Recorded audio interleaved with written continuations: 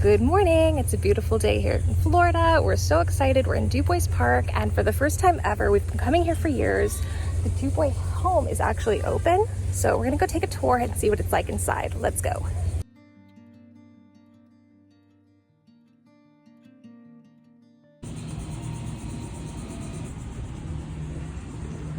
You know in advance, the way I do my tours, I do them in three parts. First, I'll tell you all about the house and the mound, and then I'm going to do a chronological timeline and tell you about the family, and then I'll show you the house. Okay. The tour's about 45 minutes long. So this year, the house turned 127, and it was built in 1898 for these two people. This is Harry Dubois and his new bride, Susan Sanders Dubois, Harry and Susan. And the house sits on 18 acres of land, and the whole property is listed in the National Register of Historic Places, so we have some prestige going on here. Also, the house is the oldest wooden structure in Palm Beach County that's on its original building site. There are older wooden structures, but they've been moved. For example, if you go to the lighthouse, the pioneer home that's there, the Tyndall House, is 6 years older than this one, but it wasn't built there, it was moved there. So back in the 1800s in South Florida, pioneer homes tended to be very small. A lot of times just a single room, and then they were built onto as needed. It's kind of the opposite of how we build our homes today with 5 bedrooms and 4 bathrooms, whether we need them or not. But the pioneers did it differently, and this house was no exception. So when it was built, it was only 1 story and these 2 rooms. That was the entire house. And by the way, we don't know how the rooms were used, but we assume they were multi-purpose. So there were no porches, there was no bathroom, and there was no kitchen. There was an outhouse and some kind of an unattached cooking facility, and that was it. So everything else that you see was added 5 years later in 1903 when Susan was pregnant with her 3rd child, and 2 rooms just wasn't enough space for all those people. So this is the only picture we have of the original house. And you can see it was pretty small, and it was surrounded by wilderness. But notice also the flow of the river. Yeah. I'm assuming you guys know when you look out this door, you're looking at Jupiter Inlet. Right. Well, in 1898, that's not where Jupiter Inlet was. The original inlet was where Carlin Park is today. So that's why you're seeing in that picture the water flowing past the steps of the house and then to the south. So when pioneers started coming to this area and settling in the Jupiter area, like the Duboises, many of them built their homes along the river. And because in 1898 there weren't yet any roads in Jupiter and the railroad hadn't come through yet, the Loxahatchee River became the main thoroughfare of Jupiter. Right. Everything took place on the Loxahatchee River. So now inside the house, everything structural is original except for this wall. You may remember that in 2004 and 2005 we had one hurricane after another, and this house suffered horrible water damage. The county closed the house from 2005 to 2015. But the good news is they were able to restore the floors, which I'm going to tell you about shortly, and we didn't lose any more windows. And we have a number of 1898 original glass window panes in this house, and I think that that's amazing considering how many dozens of hurricanes this house has been through. Yeah, and those are 2 very prominent ones, the straight ahead, the upper 2. So now obviously the house is built on a hill. You had to climb 20 steps to get here, but it's not a natural hill. It's a man-made, purposely built hill. It's a shell mound. So we're standing on 20 feet of nothing but oyster shells. Okay? So when Harry Dubois bought the 18 acres of land here, this shell mound that we're standing on measured 700 feet by 50 by 20. You know how when you come into the park there's those pavilions, the picnic pavilions? The mound went beyond those. It was huge. So what we're standing on right now is 1/3 of the original mound. 2/3 of it is gone, and this is what happened to it. In 1917, the town of Jupiter finally started to build roads, and the preferred building material was shell rock. In 1913, out of the blue, unexpectedly, the mortgage was called in on this property, and Harry and Susan couldn't afford to pay it. So for those 4 years between 1913 and 17, the family systematically sold off pieces of this shell mound for road building purposes, which worked out great for them, but not so great for us, for posterity, because as it turns out, there have been numerous archaeological excavations on this property. There's always one going on, and artifacts have been found that date back 6,000 years.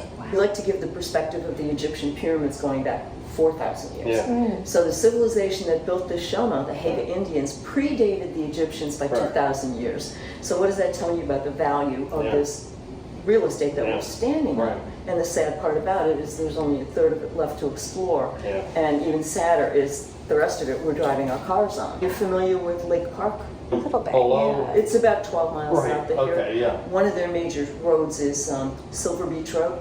That was built from here. Oh, wow. Yeah, and some roads in Jupiter Inlet Colony as well. Unfortunately, that was the fate of most of the Shamas throughout the state of Florida. Today they are federally protected, so the best we can say is better late than never. Yeah.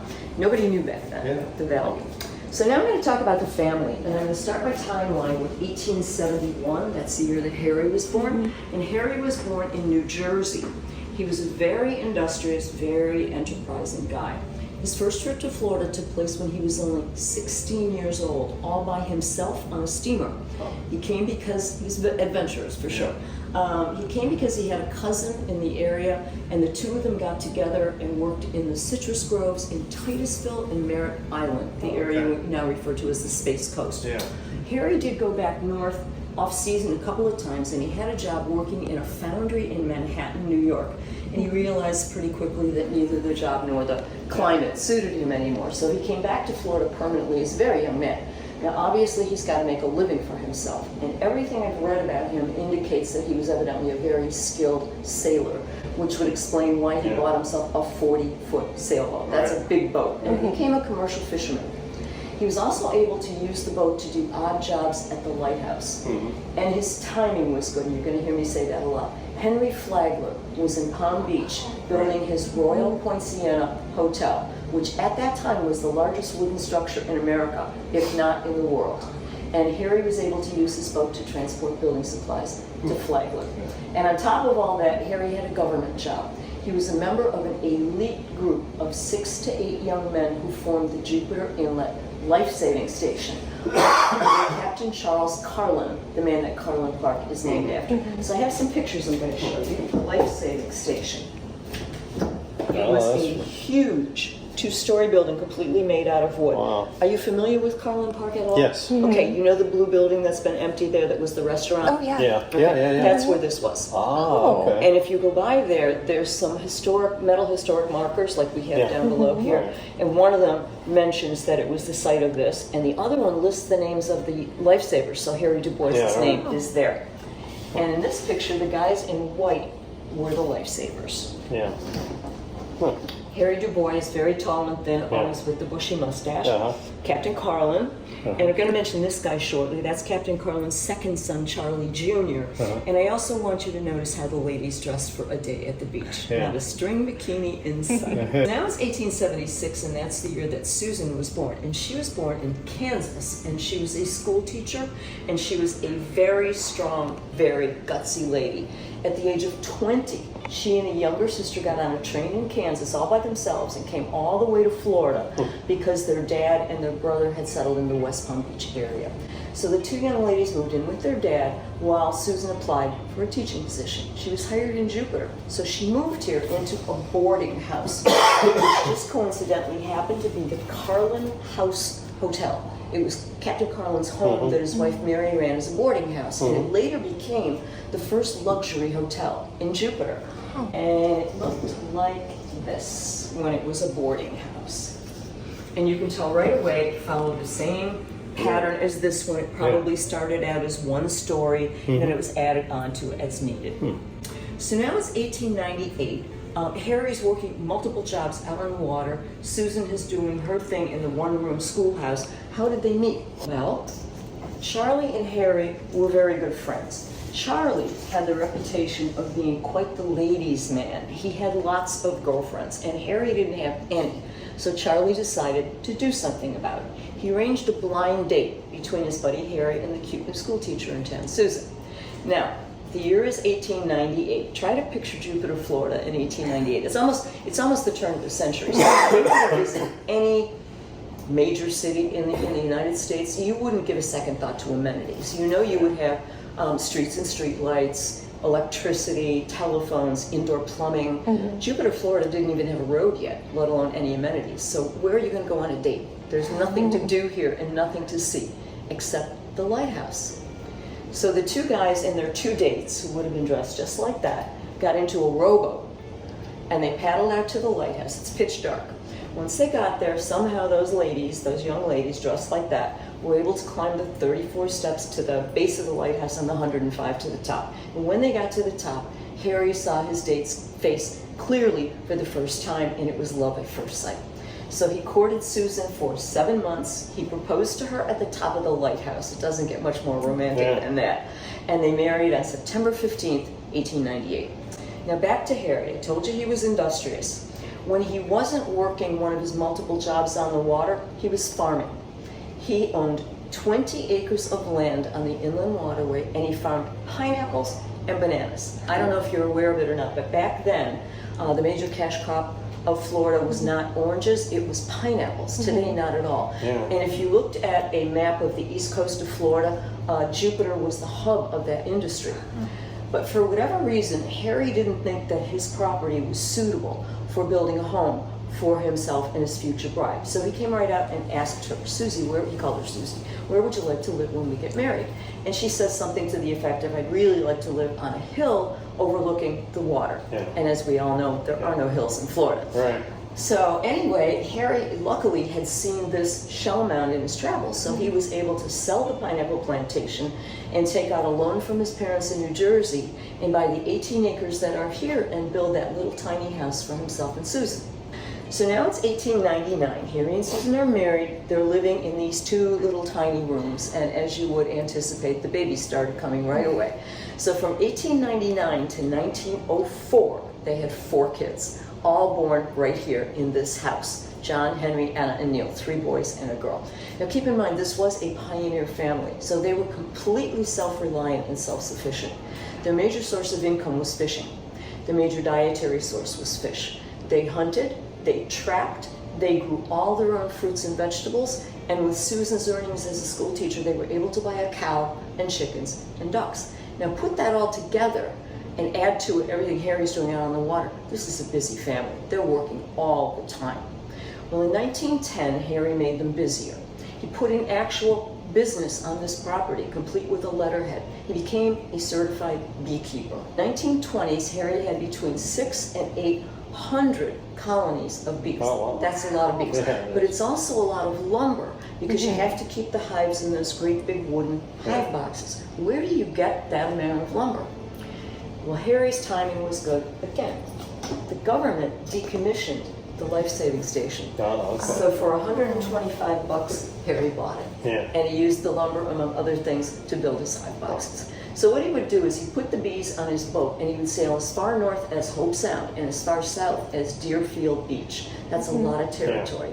And he would go from citrus grove to citrus grove and rent out his bees. And when it was time, he would go back and collect the bees, bring them back here, process the honey and package it and send it north. And in a good year, we're talking 90,000 pounds of honey. So it was a really good business for the family. And again, Harry's timing was good because we're coming up on World War I. Sugar was rationed. You couldn't get it. What do you think people were using instead? Well, it's time for the kids to go to school. Susan had been a school teacher, so her kids are going to go to school. At the time, there was only one single school in Jupiter, and it was not that far from this house. If you get on the beach road and go north, before you get to the bridge, there's a restaurant on the east side called Schooners. The vicinity of Schooners is approximately where the schoolhouse was. Now, we can walk that far. It's not that bad. But remember, there were no roads, there were no sidewalks. So how do the kids get to school? School boat. Is that the coolest thing? Yeah, it was neat. So all the pioneers had docks out onto the water, so the boat would go from dock to dock, pick up the kids, take them to school, wait for them, and then bring them home. And the Dubois kids were kind of at the end of the line, so sometimes they would take their fishing poles with them and fish off the back of the boat. And if they were lucky, they brought home supper.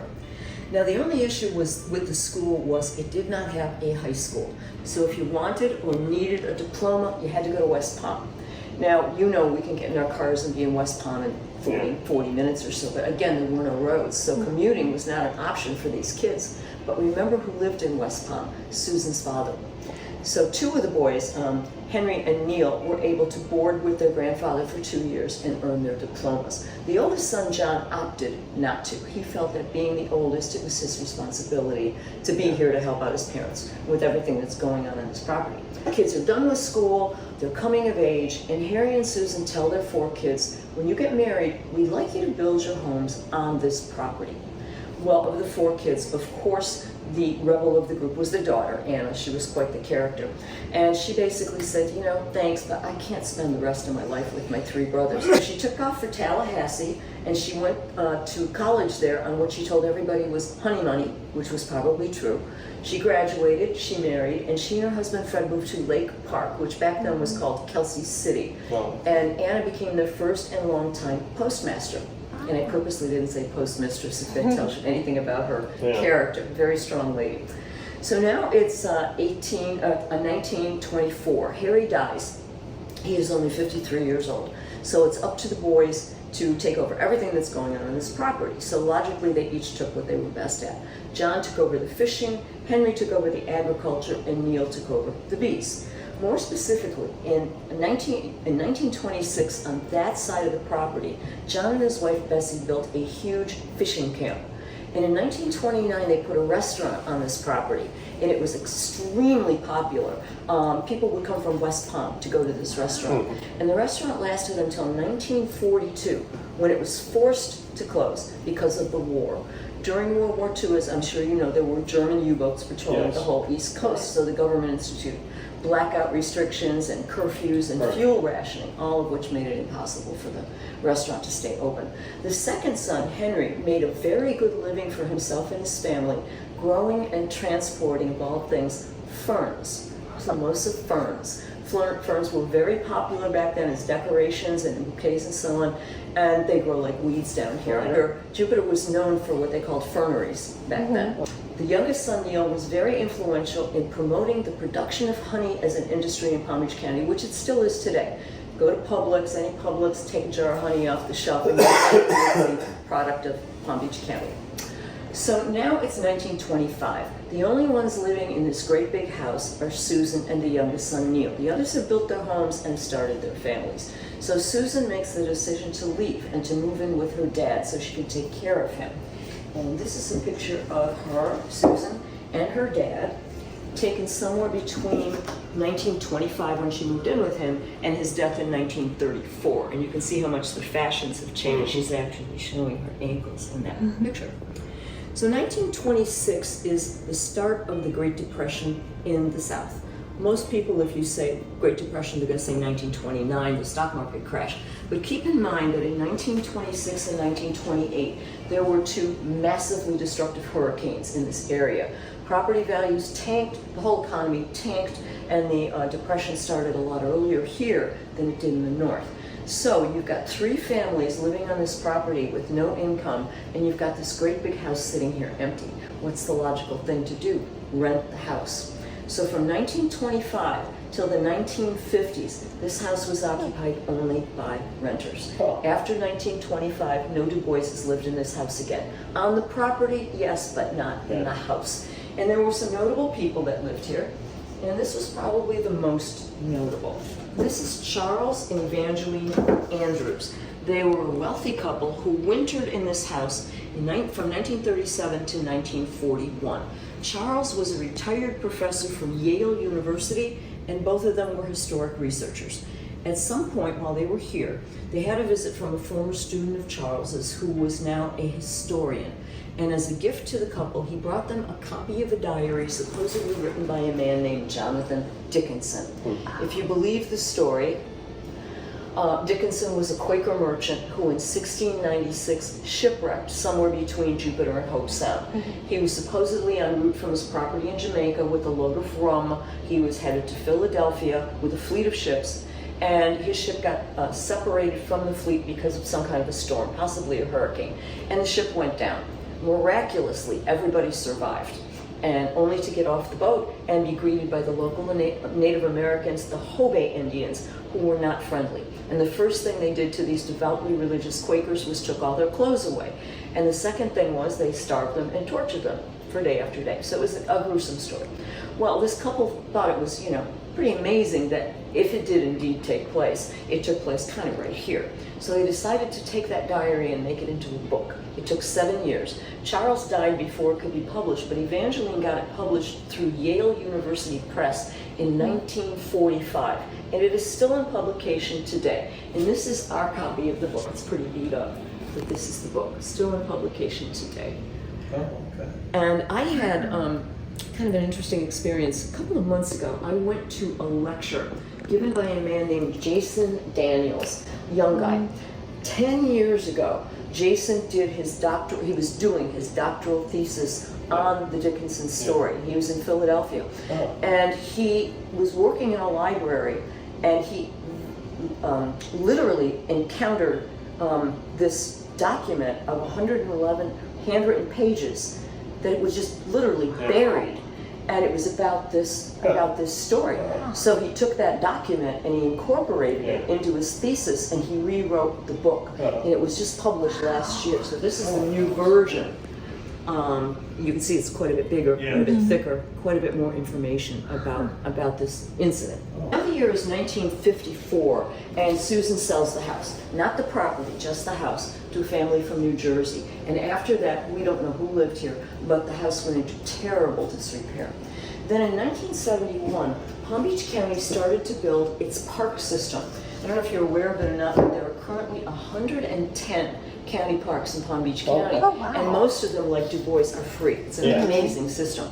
So the county bought the house and restored it, and then it built the lagoon, and it built the pavilions, and in 1977 it opened this park up as Dubois Park. And that's the last year on my timeline. It's also the year that Susan passed away, and she was 101 and a half. Wow. She almost doubled the lifespan of her husband. Think about it, she had a really amazing life because she started out as an educated young lady who willingly came to live in this mosquito-infested wilderness and give birth in the house and milk the cow and all of that. And she was a real pioneer. And at one point, Harry bought her a shotgun, and she became a very good shot. And she took the shotgun with her everywhere, and we have all kinds of stories about her. She was once on the second floor and shot a rattlesnake in the front yard. And her kids would not use the outhouse at night because they were afraid Mom would mistake them for some kind of an animal. She went to West Palm to live with her dad. She was a suffragette. She was in the League of Women Voters. She was a deaconess in her church, which is a very high position, and she was out in society. So she really had an amazing life, and I can't even begin to imagine everything she saw come into being. Cars and planes, and can't even imagine. So now I'm going to show you the house, and I'm going to preface it by mentioning a group of ladies called the Loxahatchee Guild. It's a group of ladies that got together in 1981. They formed a nonprofit corporation, and their goal was to raise money to restore historic sites throughout the county. So they paid for most of the restoration of the Tyndall House over at the Lighthouse, over on the other side of town, the Flagler Depot. But this is their baby. They're in and out of here all the time, and they furnish most of the house. That's why it's quite eclectic. If you go to the Tyndall House, everything is 1890s, but here there's a little bit of everything. But it works. It works. So they gave us these two pieces, which are Victorian turn-of-the-century pieces. The style is called Eastlake, and I like to point out how small they are. They say that Americans were smaller back then. I don't know how true that is, but I don't have anything this small in my house, that's for sure. This piano, and over here in the corner, the desk and the diploma all belong to the second son, Henry, the one who grew the ferns. And if you look, it doesn't say Jupiter, it says West Palm, and the date on it is 1919. Henry was born in 1901, so he would have been 18 when he graduated from West Palm Beach High School. The fireplace is not original to the house. It was added in 1937 at the request of that couple that wrote the book. If you guys live here full time, you know that January and February evenings can get chilly. And these houses have no insulation at all, so I can understand somebody wanting a fireplace. So the oldest son, John, went down to the beach and he hauled up this material called coquina, and he built this fireplace for the family, and there's a duplicate right above it in the bedroom that they used. Now, the clock was donated by a very dear friend of mine. She passed away 5 years ago. She collected all sorts of things from the 1890s. The date on this clock is 1891. It's a wind-up clock. It works, but it's very noisy, so we don't keep it going. The two pictures that I keep referring to have a great story behind them. Gives me goosebumps every time I tell them. I mentioned earlier the house was closed for 10 years because of the hurricane damage. We unofficially reopened the house in the summer of 2015. No advertising. No advertising at all. It gave us dozens time to do our research. We officially reopened in March of 2016, and we did advertise. We had a huge tent out there with people walking around in period dress. We had a ton of food. We had brochures to hand out. And over here we had another great big tent with all the head poobahs from the county giving speeches, and all the Duboises in town. Oh, wow. So we figured, 50 people might show up and we'd give tours. Well, we got over 200 people, so giving tours was out of the question. So plan B was put one docent in each room, talk about the room for 5 minutes, and push them through. So the docent that was in this room, Lynn, excuse me, she gave her spiel, pushed them through, and one person stayed behind. And he was a very tall, elderly gentleman, very thin, carrying a Publix plastic grocery bag. And he approached Lynn and he handed her the bag and he said, I think these belong in this house. These are pictures of my grandparents, Harry and Susan Dubois. Wow. I know, it gives me goosebumps every time I tell him. His name was John Alden. He has since passed away. He came back a couple weeks later and gave us this picture of his parents. So that's Henry, this guy, the one that grew the ferns, and his wife Dorothy. I have a picture of, his name is John Alden, and I have a picture on my phone of John Alden and me. I am exactly 5 feet tall. John Alden, God bless him, was 6'7". Oh, jeez. So it's the cutest picture. It's the cutest. He was a delightful man. Boy's family tree, starting with Harry and Susan and the 4 kids and all the offspring. The quote was made in 1998 to commemorate the 100th year anniversary of the building of the house, and it was made by 2 ladies from the Loxahatchee Guild. It only goes up to 1998. I had a really kind of a sort of a sad experience a couple months ago. A gentleman came in with a little girl that turned out to be his granddaughter. She was 11 years old. And when they came in, the first thing she did was she came right to this quilt and she looked at me and she said, "That's my mom." Anna's daughter, Ruth, she has passed away. She was in her 90s. I recognized her the first time I ever saw her because she looked exactly like her grandmother, same hair and everything. This is John Alden, is the one that gave us the photographs in the other room, Henry's son. This lady, Louise Jefferson, she took my tour in 2015 before we officially reopened, but she didn't tell me she was in the family. And then she came back a couple weeks later and she knocked at the back door and I was here and she handed me a photograph, and you're going to see that photograph when we get in the bedroom. Her mother, Dodie Thayer, was a very famous artist in the 1960s and 70s. She was a self-taught potter. She created this beautiful dinnerware called lettuceware or cabbage. I've seen lettuceware, And she would take the leaf as her mold and then make the pottery. And she always carved her name in the bottom of the piece before she fired it. If you were anybody in Palm Beach County, you had a set of this. You guys are too young probably to remember the singer Perry Como, but he had a set of it. He and his wife lived in Tequesta. Frank Sinatra and his last wife Barbara had a set of it. Jackie Kennedy had a set of it. Duchess of Windsor, Queen Elizabeth had a set of it. It's extremely collectible if you see a signed piece. In the 1990s, she sold the rights to Tory Burch, so it's now machine manufactured. Which, if you see a signed piece, it's quite valuable. We, one of our docents actually did some research back in 2015, so 10 years ago when we were reopening. 10 years ago, she found a set of this service for 8, chipped and cracked. 10 years ago, $24,000. Jeez. So it's quite. What's her name now? Dodie Thayer. Doris, but she was known by Dodie Thayer. Now, all the Pioneer homes had one of these. This is called a pie safe or a food safe. It's where they stored their food.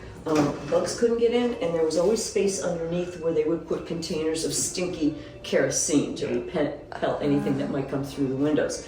And I read an interview with the oldest son, John, who talked about his mother, Susan, putting leftovers in here. And when the leftovers got too left over, she would take them somewhere in the yard and toss them. And she always had the shotgun with her, and whatever animal came to eat those leftovers would be the next night's dinner. Yeah. That's how they did it. Yeah. Possum stew, what the heck? They were real pioneers. And this boat would come down, it's a supply boat that would come down to Titusville, to Jupiter once a month, and it would dock out there, and it would bring to the Jupiter pioneers items that they couldn't produce for themselves, like crackers and flour and rice, and everything would get stored in here. All the pictures I've shown you came from this book. Now this book is a great book, 5,000 Years on the Loxahatchee. It has been updated, this is the original, it's been updated twice. I have the new version, it was updated in 2019. It's mostly pictures. And like those pictures, the posters, they all came from there. Wow. It's a wonderful book. It's very readily available, and it tells the whole history of Jupiter growing up 5,000 years on the Loxahatchee River. Wow. The original house didn't have a kitchen. It had a kitchen, but it was outside. Eventually, they did attach a kitchen. This is not that kitchen. This is a later one. They're putting the hurricane shutters on. So the Loxahatchee Guild ladies paid for the restoration of this room after the hurricane. So they gave us most of what's in here. This is my personal favorite. I love this. This is a 1938 GE monitor model refrigerator. It's not an icebox, it's a fridge. The ladies from the Guild found this on eBay in 2011. It was in St. Augustine. So the ladies got in their truck and they drove up to St. Augustine to pick it up, and when they got there, the lady they were buying it from unplugged it and took out her groceries. Oh, jeez. It's still works, 1938. Yeah. I've lived in my house 21 years and I'm on my third refrigerator. Yeah. Something's not right with that picture.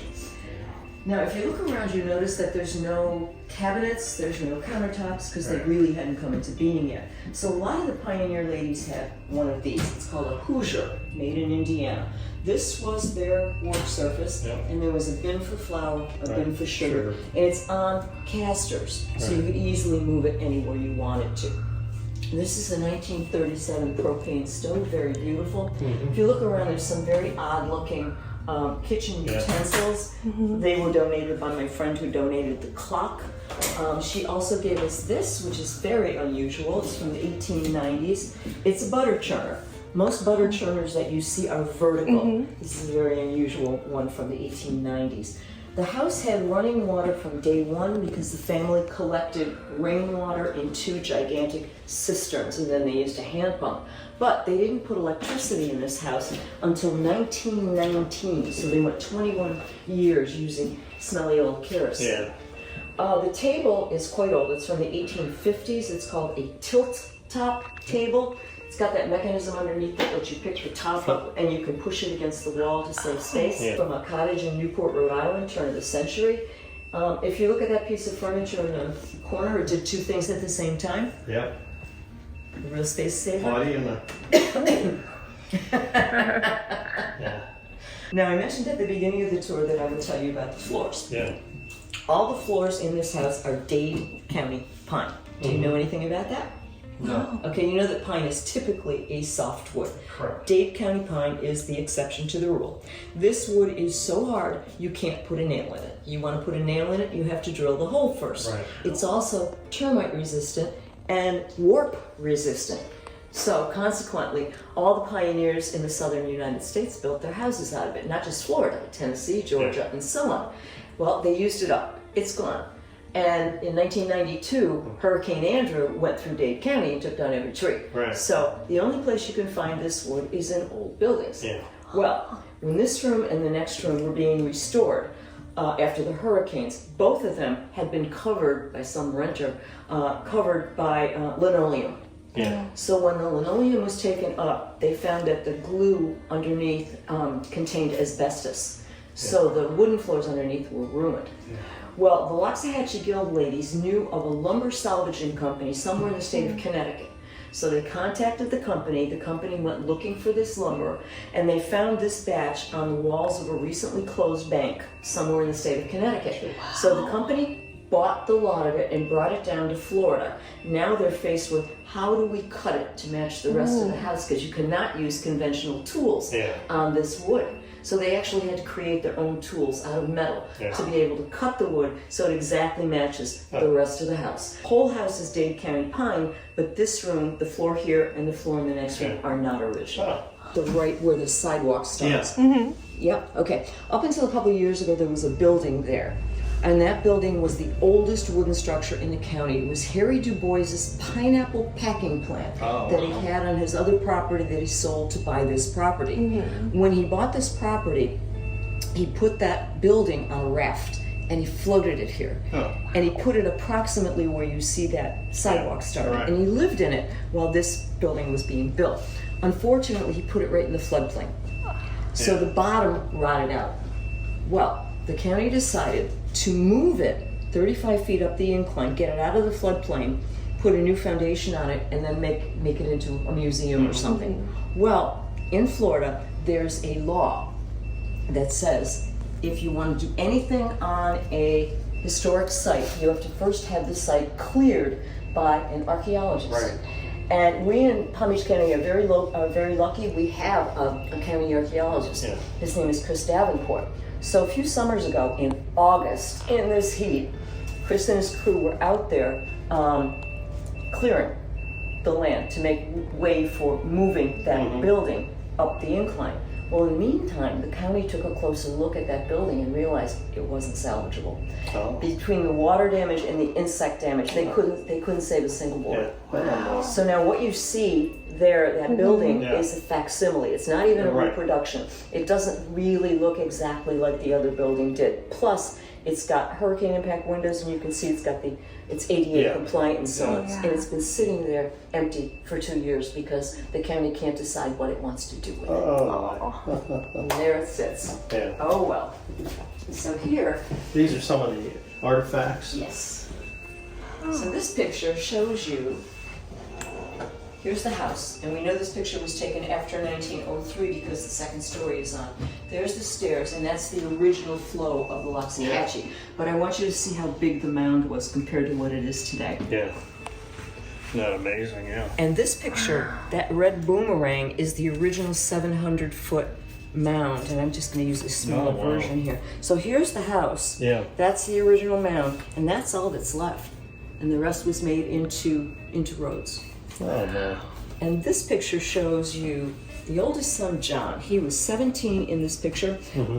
Harry and Susan put him in charge of supervising the cutting up of the shell mound, putting it on rail cars, and shipping it out to be made into roads. Now, to their credit, the family turned over anything of value that they found in this process. But when I tell you that the most valuable items were trade beads that are smaller than a pea, we're driving our cars on those for sure. And yes, as you said, these are artifacts that have been found in some of the various archaeological digs on the property. A lot of bone items, tons of pottery. And my personal favorite, is this. This is called a chevron bead. We have 4 of them. They are extremely rare. They're trade beads that date from the 1500s. I have seen them. The picture does not do them justice. They're quite beautiful. They are smaller than the tip of my pinky fingernail. Teeny little tiny beads. They are 3 layers of glass, red, white, and blue, and they are Venetian glass from Venice, Italy. So because of those 4 beads, we know that in the 1500s there were European traders on this property. So they're quite valuable. Now upstairs is off limits. We actually didn't have enough money to restore the upstairs, so everything's in storage. But just so you know, there were 4 bedrooms up there. And one of the bedrooms was specifically set aside for Harry's mom and dad from New Jersey. They were snowbirds way back then. And if you take a look at these steps, they are treacherous. They would never pass. Short. And they're narrow. They would never pass code today. And Harry's mom got very tired of coming down these stairs to go outside and use the outhouse. And I think she was a little intimidated by the daughter-in-law with the shotgun. So she demanded a bathroom. So in 1906, Harry put a bathroom up there with the 3 pieces, the toilet with the pull chain and the tub with the feet and so on. That's all in storage. That's what was upstairs. That picture shows you the restaurant that was on the property.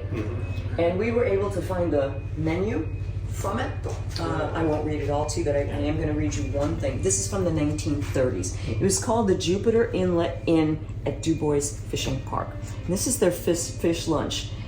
Fried fish, French fried potatoes, salad, rolls, coffee, dessert, 50 cents. Which probably was a lot of money back then when you think about it. But you can also see, we gather and open our own oysters. This was really, the oyster, this was really known for its oysters today, not at all really, but that's where, these Indian tribes got their idea to build these mounds. Yeah. So we got one more room to look at. Oh, thanks, Dad.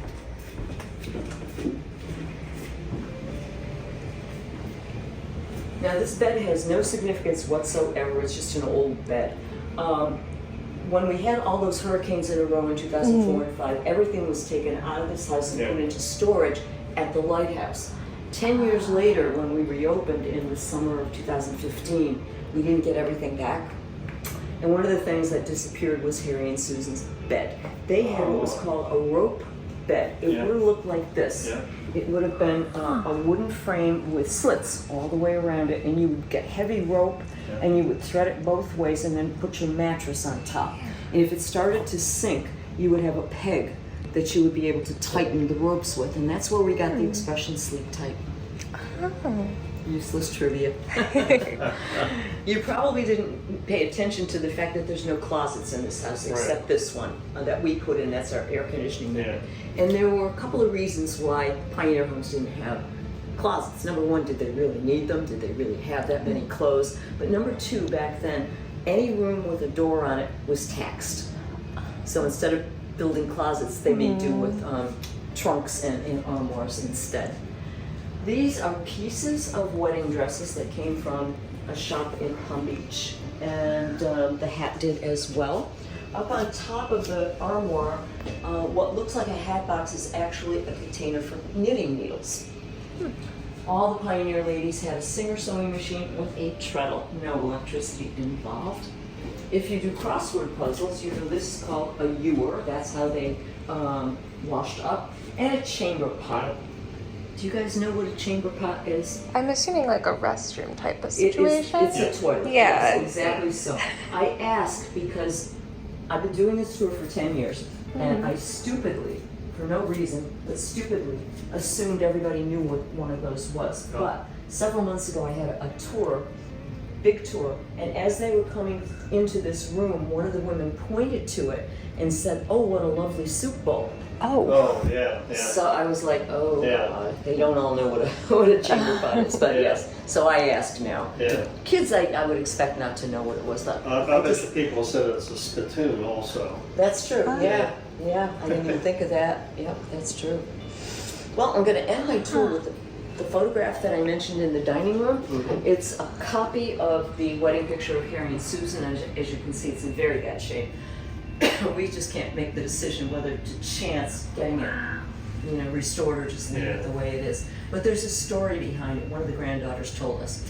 I mentioned earlier they got married on September 15th of 1898. I'm sure they would have loved their picture taken, but in 1898 there wasn't even a road in Jupiter, let alone a photographer. But a year later, a traveling photographer came through Jupiter. So a year later, they decided, let's get a wedding picture taken. Well, a year later, she's pregnant with John in that picture.